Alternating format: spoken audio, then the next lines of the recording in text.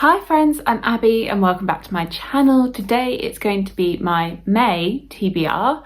I'm not really sure what happened to April because I didn't really read anything, but we'll go into May with hopefully some more positivity and some actual reading. May TBR, what I'm going to be getting up to in May.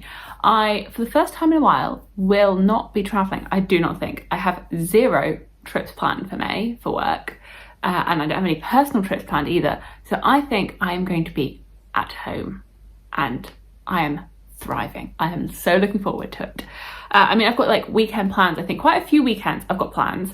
Plans with family, plans with friends. I've got a 100-kilometre bike ride thing in London, which I'm doing. So I've definitely got lots of weekend plans, but everything is here in London. Hopefully that means I can do some reading. Hopefully. So I have a pile of books of potentials that I will be looking to read in the month of May. Did I say April?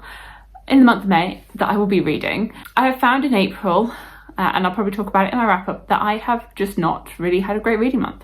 I really have not. I've been travelling a bit again for work, and then when I have been at home, I've been going to bed really early. I've just been really tired.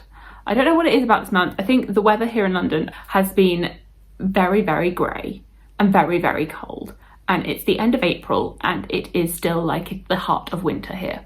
I don't know what has happened to spring. It just has not arrived. It really has not arrived. I think there's been like one nice day and everything else has just been cold, like freezing. Like you can still see your breath in the air cold. I feel as maybe that's been affecting me because I've literally been in bed by like 9 p.m. this past week and asleep. And then it's not as though I'm waking up early to compensate. I've just been sleeping. And anyway, because I've been going to bed so early, that means that I'm just losing my reading time because I haven't read that much at the beginning of the day, and all my time, my like hour, whatever at the end of the day is just gone. It's just vanished into sleep. And even if I tried to sleep, even if I tried to read, I've been trying to read. I've read like 10 pages and gone, bedtime. Like there's really not been much reading, which brings me on to, so I did start Rhythm of War by Brandon Sanderson, and it's not, I haven't finished it. I've not got very far with it actually, so this is definitely going to be on the May TBR as well, but I did start this, so I did make progress on this. I actually haven't read it for a couple of weeks now. I was reading it at the beginning of April, and then I just found that I was literally reading 10 pages a day and falling asleep, and it wasn't working. Like I was enjoying the book, but the sporadic nature of how I was only reading like 10 pages each night was just not really conducive to me feeling like I was making any progress in anything. So then I put it down. I think I did 2 work trips, so then I picked up some other things. But I did get 225 pages into this. We're coming up to the end of April, and I am hoping to read a bit more. My aim that I then set myself, and I was like, well, you're not really doing very well here, Abby, was to at least get to like the end of the end of part 2, I think it is. So in the UK, that's where the book splits is here, and that's where I like put my bookmark in. It's like, you're gonna get to here. It's not happened. I am still on page 224.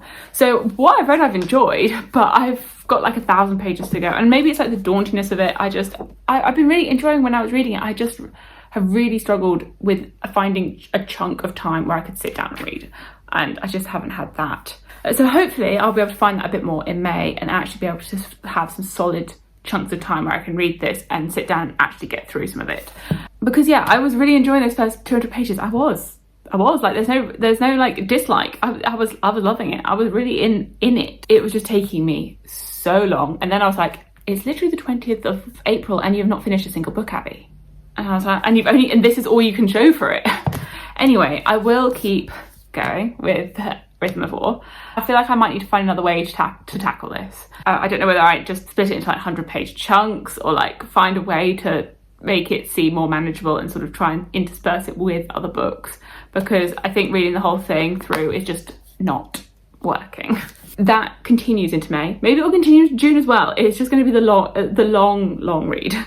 And then some other bits and pieces. So I did not get around to continuing in the Veronica Speedwell series this month in April. So I would like to continue on with this in May. So this is the 4th book. I think I must have thought about it because I put a bookmark in here. I put a bookmark in and then I don't think I even opened it. No, I don't think I did. I think I just opened it and put the bookmark in the middle. So yeah, this is the 4th book in the Veronica Speedwell series, which follows Veronica, who is a lepidoporist, I think that's how you say it, a butterfly researcher, and the mysteries that she gets involved in with her friend Stoker. And so each book follows a separate mystery. It is like a episodic nature in that each mystery is different, but then you are following the relationships all building as the series goes on. So I've been really enjoying this. I've been finding them very fun and like engaging to read. I've been enjoying seeing the relationship develop between Veronica and Stoker. Very slow burn, which I'm loving. So I definitely want to get back into this and continue on with this series. And they're quite short, so it's quite like satisfying to read these. And then I have a pile of books because I realised the other day that I filmed a self-destructing books in May last year, and I've only read 1 of the 5 books that I put on there, and I have not been very good at putting in the other books at all into my day-to-day reading. I still want to read all of the books, so I need to like get on that, because in theory with the concept of a self-destructing pile of books is that if you've not got to them within a year, then you've given them a year's chance to be read, and if you've still not read them, then you should be unhauling them and getting rid of them. But I do still want to read all of these. I just haven't prioritised them, I guess, over these past 12 months. So I'll go through them. I've got 4 here, and I definitely do still want to read all of them, and I think they're all quite different. So we have 7 Devils by Elizabeth May and Laura Lamb, which I've had for a while. It is a sci-fi duology. I think this is quite a light-hearted, fun sci-fi, and I actually am going to an event with Elizabeth May later on in May. So booking that event and then having the thought, I was like, I really need to read this. I need to read this one. So I really want to get this one read in May, so that when I meet Elizabeth May, I can have this book signed. I have already read the Falconer trilogy by her quite a few years ago now, and I absolutely loved it when I read it. I really enjoyed that trilogy. So I do hope that I will enjoy this one as well, and that if not, I will just be getting the Falconer series signed, because that one is on my shelf. It's you can't see it, it's up. It's up one shelf. So I could take this and get this signed, and then I know if I like it, and it's a duology as well, so I don't need to buy 1 more book. When loyalty to the Empire is programmed from birth, resistance is futile until now. I've heard that this is like a fun sci-fi that doesn't take itself too seriously. Okay, and then speaking of sci-fis, I have a much more serious one, which I have still been interested in, but this one I've been a bit nervous about, is The Three-Body Problem by Sixton Liu, translated by Ken Liu, and I have loved Ken Liu's works. So I've read his short story collection, The Paper Menagerie, and as well the Grace of Kings quartet. So although he's just a translator, I know that I love his works. I feel like I've seen some mostly good but some mixed things on this one, but I would at least like to give this one a try. So I feel like I should definitely try out this one this month before unhauling it, and see how I get on with this. I mean, I've had this for, I've had this for ages. I've had all these books for ages, which is why I picked them to be part of my self-destructing books.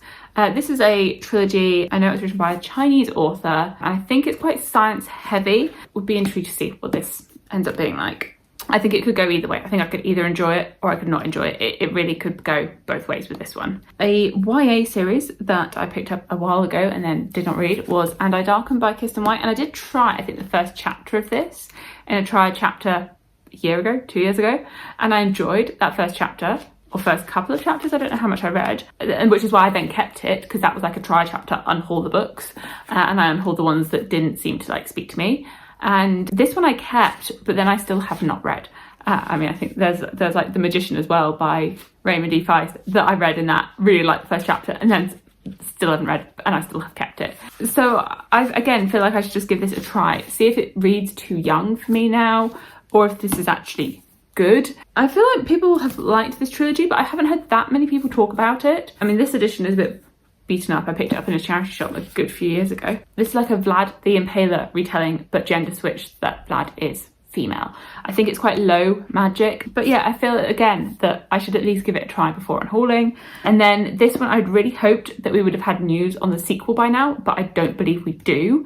And that is Book of Night by Holly Black, the first book in, I think this is a duology, and this is her adult debut that she, well, I don't know how adult it is, but her adult debut. And I believe this has lots of shadow magic in it. Charlie Hall has never found a lock she couldn't pick, a book she couldn't steal, or a bad decision she wouldn't make. Your shadows can, like, you can control them to do other things, or you can let them sort of like leave your body a little bit. So yeah, I want to give this one a try as well. It's quite thin. I feel like I again saw some mixed things about this, that people, I don't know, maybe people's expectations for it were too high. So I feel as though I need to go in with, yeah, the lower expectations for it, and then maybe it'll be fun, and that it's not going to be too adult. But yeah, this was the Fairy Loot edition, like one of the first ones that they did. So it's quite like a nice edition. So it'll be good to know if I like it or not. I think there have been like some people that absolutely love this, and I feel like I would love to be one of those people that absolutely love this. So yes, this one as well. So yeah, those are the books from of the 5 books that I put on my self-destructing books. Those are the 4 that I have not read. I would at least like to give them a try. So that's what, yeah, something that I'd hope to prioritise this month, is giving those books a try and like testing them out. And then I have one final book which I actually bought today. I went to Richmond briefly this morning, and obviously had to pop into the bookshop. And I said to my boyfriend, I was like, can we just go in, just have a look to see if it's there? And it was there. So I picked up a book that comes in a bag. So they gave me this free tote bag, and so you might be able to guess what it is, because it says may contain a funny story. So yeah, this came with it. I was a bit surprised. I was like, oh no, I don't have a bag, I'm gonna have to buy a bag. And then they're like, do you want a free tote? And I was like, I would love a free tote. So I picked up Funny Story by Emily Henry, her new release, and I want to read this in May. I don't think it's going to happen in April, because I am currently like reading another book which I hope to finish by the end of the month, and well, it'll probably take me to the end of the month. But I do really want to read this. I love Emily Henry's romances, I really do. Typically, I really hope this one hits. When I like went into the bookshop and I was looking around, I was like, I can't see it anywhere, and then I found the table, and the bookseller was like, it's really good, I'm halfway through, I'm loving it, have you read it before, have you read Emily Henry before? I was like, yes. It's got the sprayed edge edition, which I wasn't necessarily going for, but when I saw the sprayed edges, I was like, yes, you can come. And then obviously I spent ages making sure that I picked one that did not have any like issues with it, any markings. And it also came with a bookmark. So fully branded Emily Henry now. This one, I spoke about it in my anticipated releases. I'm following our main character, Daphne, and her fiance Peter has recently just broken up with her because he's realised he's in love with his childhood friend, and she's like, oh no. But she's currently living in this they were living in this small town. She has her dream job but can no longer afford the rent by herself, and it turns out that the woman that her fiance has left her for, her boyfriend also needs somewhere to live, and so he moves in with her, and they start faking that they are actually in a relationship to sort of get back at their exes for what they have done to them. But how long will they actually be faking their relationship? It just sounds so like fun and like ridiculous. It sounds absolutely ridiculous, but it sounds fun. So I am looking forward to getting into this one. I think it's going to be like such a breeze to get through, such a breeze to read. So there we go. Those are some of the books that I think I might pick up in May. I mean, there are probably other ones that I would ideally pick up. Like, I didn't pick up the Abby Jimenez release yet. There are plenty of other things on my TBR that I could be getting to. I was just looking at the Danielle L. Jensen books. Like, there are plenty of things on there that I could be reading, and I just haven't put them in this list. The like Catherine Arden release, The Warm Hands of Ghosts, which I own, which I haven't read yet. Like, there's so many things here that I could be reading and I just haven't. We'll see how much I can get through and see how much of Rhythm of War I can read in amongst hopefully some of these other things. That's what I'm thinking now, that it's not going to dedicate a month to it. We're just gonna chip away at it. We'll just do it like slowly but surely, chip away at it, and hopefully that'll work. Hopefully, fingers crossed. Let me know what you are planning to pick up in May, if you're planning to read any of these, and your thoughts on any of them if you've read them. And thank you so much for watching, and I will see you in my future videos. Bye.